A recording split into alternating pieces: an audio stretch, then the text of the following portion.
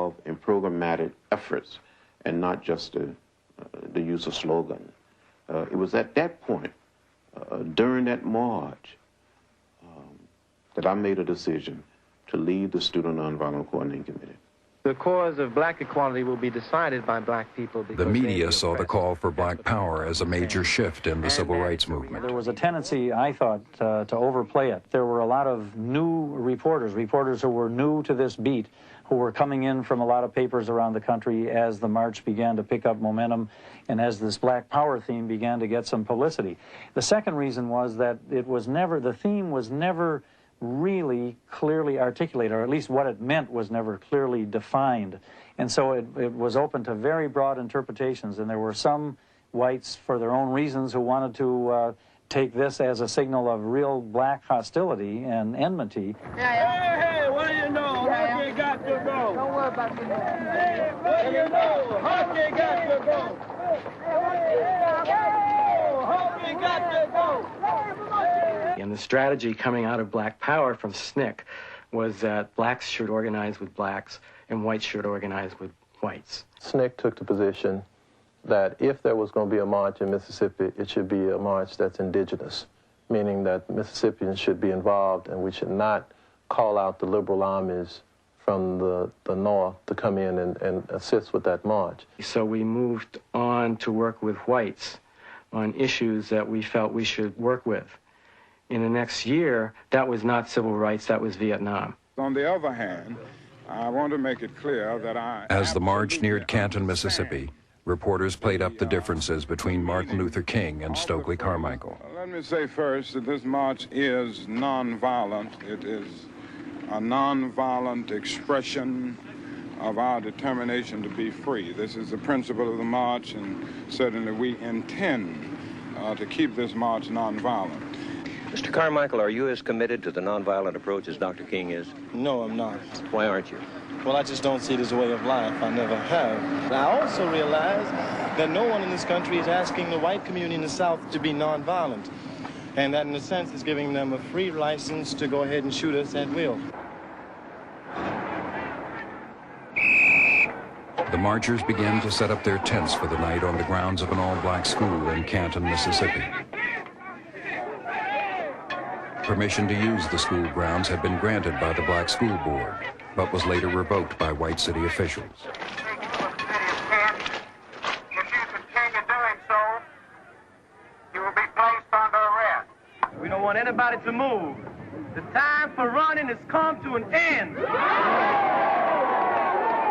You tell them white folk in Mississippi that all the scared niggas are dead. You tell them they shot all the rabbits, they're gonna deal with some men.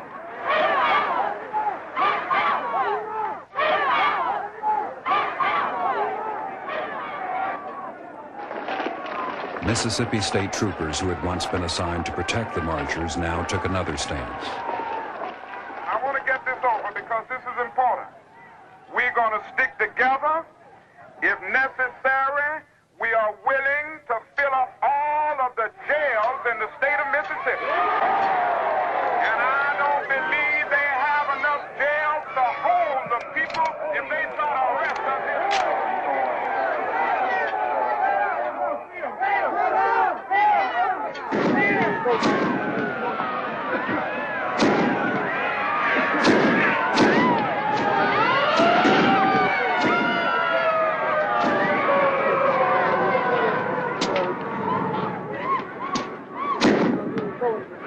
It was like a scene of hell, with the smoke rising and people vomiting and crawling around and choking and crying. And then there was a kind of an eerie silence, and the one thing you could hear over and over again was the thud. Yo, yo, yo, welcome to the 1804 show, chapter 2. I'm your host, Dollar Will, and this is another episode of 1804 History. So tonight, I want to talk about Stokley Carmichael. And I just wanted to first off say that him and Dr. King wasn't on the same page when they both marched in the James Meredith March of Fear demonstration or particular march, whatever you want to call it. I'm going to do like some parts, at least like 3 parts, because I want to touch on Lowndes County, Alabama as well, and the voting and the demonstrations down there. But it was just really weird just how you have an immigrant, because he wasn't born here. He was born in Trinidad, to be in our marches and be in our business. And people can say what they want. They can say, well, he was black and this and that. Yes, he was black, but he wasn't indigenous to this land. He moved here from Trinidad at the age of 11. He moved to New York City. Pretty much, he wasn't one of ours.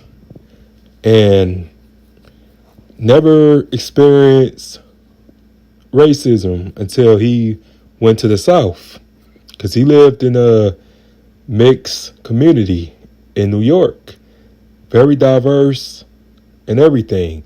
So he never saw Jim Crow or experienced Jim Crow until he moved down south. Him and Diane Nash never experienced racism. And for him to just be so quick to infiltrate our movement and become one predominant leader is very questionable. And people can say what they want, but there's others that's been saying that he's an agent. He was an agent. And, excuse me. So he wanted to push the Black Power. And really, like, the Black Panther Party originated not in Oakland, California, but in Lowndes County, Alabama, because they was the first to symbolize a Black Panther. So why he wanted this agenda to be pushed so quickly is very suspicious. And you know, the craziest part, how J. Edgar Hoover even said that there would not be no Black Messiah. They would pick him. And you got to ask yourself, all these leaders that was in the civil rights movement, it was only, I would say, a few that was assassinated, and the ones that stayed alive and the ones that, you know, stayed preserved, they had kept them alive because they was handpicked. So regardless of what people believe, you know, you have to use critical thinking skills and ask yourself, well, if you kill Medgar Evers, you kill Malcolm X, you kill Dr. King, you kill Fred Hampton, you killed Mark Clark, you killed Bunchy Carter and John Huggins, but Stokley Carmichael was able to live a long life before his death in 1998? Gotta ask yourself that. So on this note, I'm out, guys. Hit like, comment, subscribe to the channel. And I'm out. Have a good night. Peace. All right, to use the term Black Power, SNCC had already decided this before the march. That must be properly understood. We decided to use the march for an education purpose. Number one, we wanted to push strongly our struggle against the war in Vietnam. So if people look clearly at the Meredith March, you will see anti-Vietnam propping up here. King wasn't using it then, but you will see this is one of the areas where we started to hit him with it seriously. Our march was to put strong nationalism in, to have direct leadership from us. And of course, to throw out black power for the mass of the people. Now, I myself had been in Greenwood, Mississippi since early '60. I'd worked in the project there, and when head of the second congressional district, this was our base. So I'd spent time in the jail in Greenwood so many times. The police knew me, the police chief knew me, everyone in the town knew me. So we decided Greenwood, it was SNCC's strongest base in the Delta. We couldn't go wrong. Unfortunately for the police, we went to set up some tents there, and the police decided to arrest me. Okay, so before I was arrested, we were discussing Greenwood. This is where we will launch Black Power. So when I got arrested, Ricks was on the side there when the police said, "Let them arrest you. We'll get you out of jail and you come out and make the speech tonight." And he disappeared. Well, you know how Rick speaks. So anyway, I went to jail. But I was brought out, and when I was released, it was at night, the speech was going on. And when I came to the speech, I was on the line. Ricks came back. He said, "We have everything prepared. We're ready for Black Power. We've spoke about it all day. We've primed up the people. And luckily for us, our biggest problem was Martin Luther King, because I knew that once Black Power was said, Martin Luther King would have to come, not fight against it, but would his best try to give reasonings to water it down." But luckily for us, the night in Greenwood, King had to go to do a taped television thing, I think, for Meet the Press. So he had to go to Memphis. So he was not there the night in Greenwood. Ricks had everybody primed. He said, "Just get to your speech. We're going against freedom now. We're going for Black Power. Don't hit too much on freedom now, but hit the need for power." So we built up on the need for power.